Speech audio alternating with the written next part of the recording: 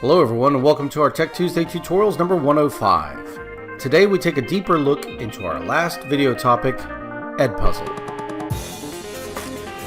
So today is part 2 of Malorie's EdPuzzle coverage, and without further ado, I'm just going to turn it on over to her. Malorie? Hey guys, it's Malorie Rivera again, and today we're going to be using EdPuzzle to take any video and make it our own lesson, drop in those unskippable quiz questions, push it out to Google Classroom, and a couple of other things.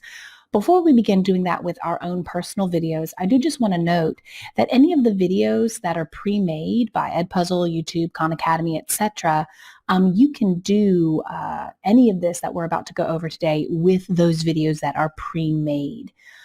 So that means really you can take any of these things and mold it into whatever best suits your classes, which is awesome.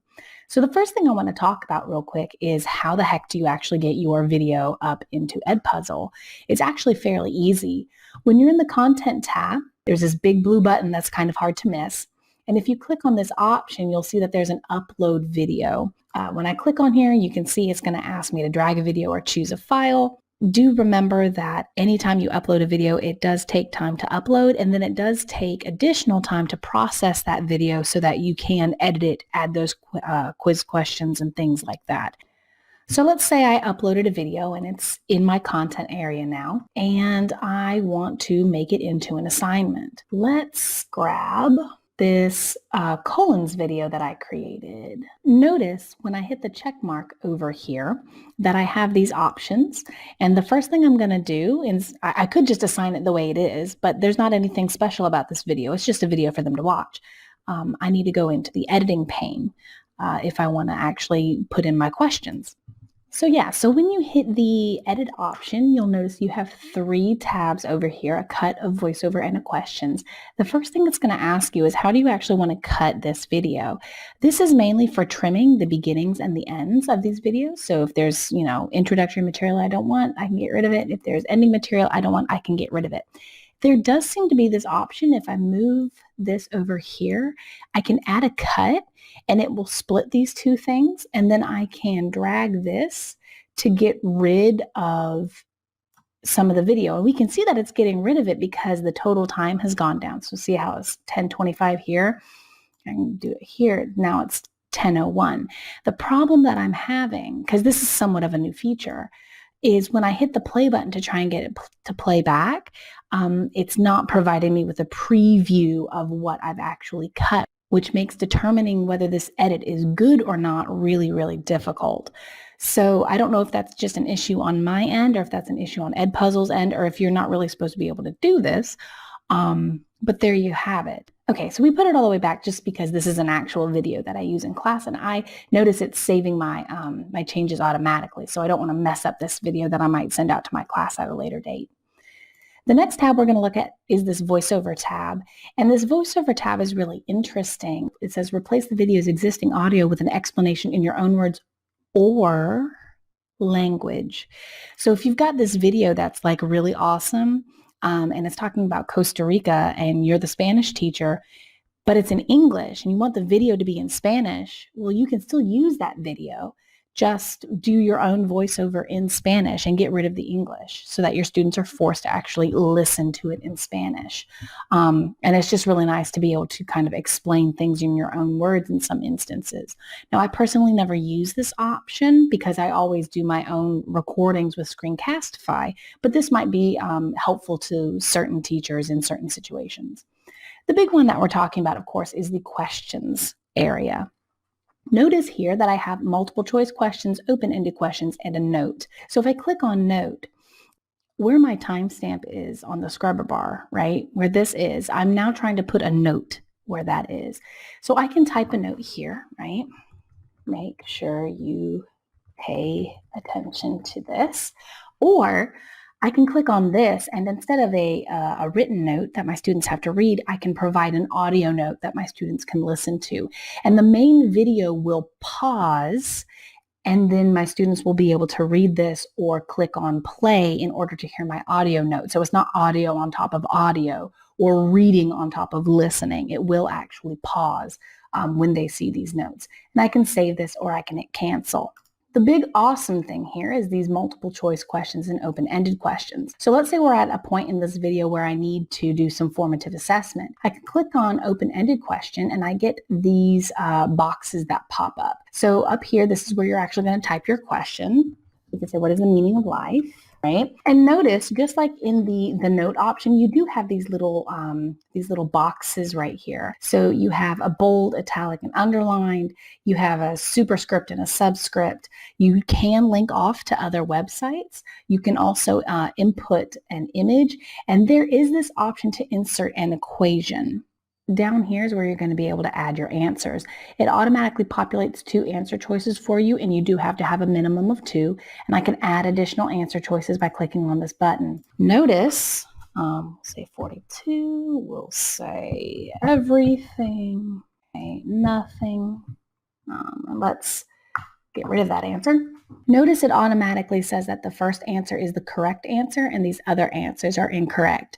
Don't freak out about that. Every single question that you put into EdPuzzle will automatically randomize the answer options. You can also provide feedback on each individual question. If I click on feedback, I can just type my feedback here, let's try remember what we read in chapter 7. Don't know if it's in chapter 7 of that book, but it is what it is.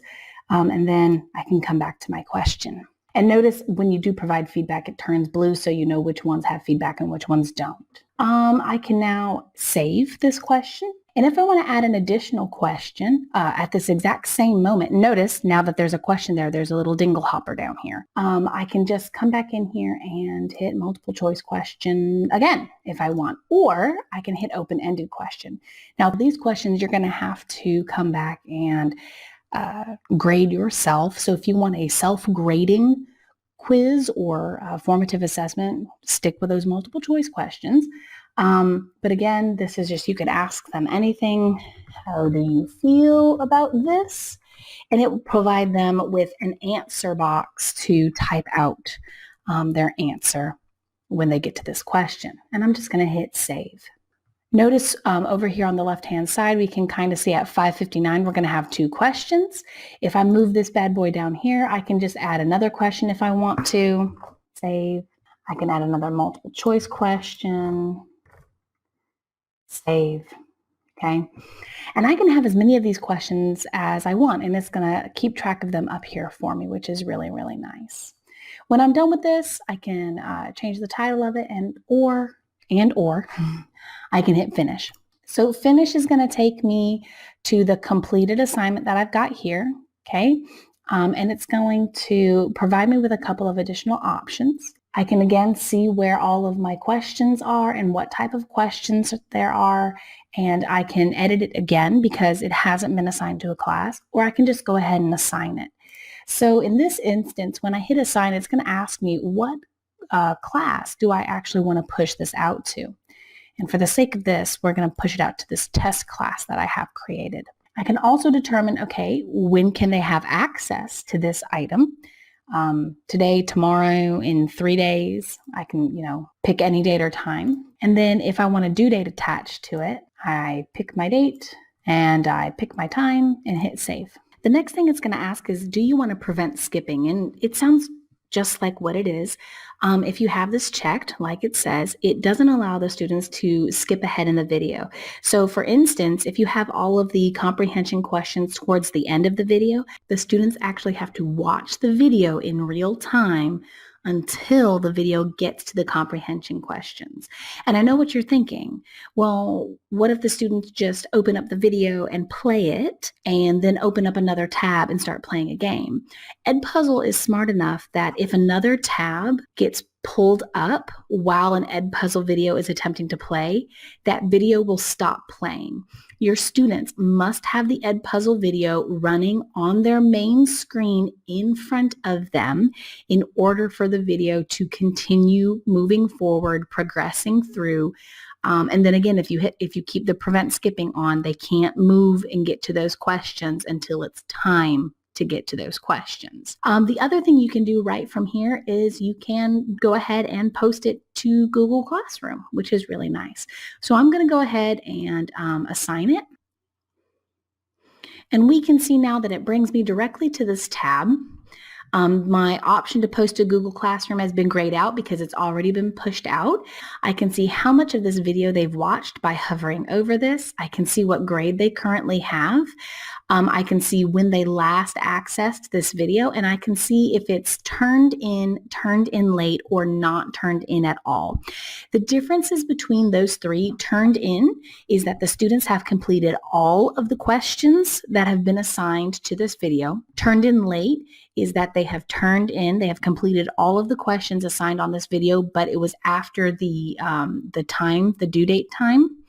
And not turned in, even if they have completed watching the video, if there are still questions that they have not completed, it will not say that they have turned in the video. So they have to watch the whole thing and complete all of the questions in order for it to go from not turned in to turned in. The other option you have here is, let's just say a student just doesn't understand this video, completely messes up, or maybe just doesn't take it seriously and you want to give them a second chance. If you click on this button right here, you can reset their progress. It will completely wipe everything they have put in there. It'll act like they have never accessed this video. So they'll have to rewatch the whole thing from scratch, which can be pretty good. So let's see what this looks like from Google Classroom. All right, here's my Google Classroom page. This is my test class. I use it all the time to help teach Classroom. And I can come over here to classwork, and I can see that EdPuzzle video has just been kind of dumped in the top area. For whatever reason, they don't allow you to choose the topic that you want to put your EdPuzzle video in. So I always have to come in here and kind of grab this and readjust it. So yeah, I hope that's been super helpful for you guys. EdPuzzle is an amazing program, platform that I use, like I said before, religiously, and maybe you guys will enjoy using it too. Just like last time, I'm going to mention that I do have a referral code, DL7GXR. So if you're using the free version of EdPuzzle, when you create your account, if you use my referral code, you'll get 3 additional video slots. I hope that's helpful to you guys. See y'all later. Goodbye. So I hope you all enjoyed this video, and I hope you found it useful. And if you did, go ahead and click that like button. Heck, why not support us and click that subscribe button. Click on the bell icon to receive email notifications. Leave a comment or an idea for a Tech Tuesday video below. Share this video with your friends, and we'll see you guys in the next video. Bye-bye.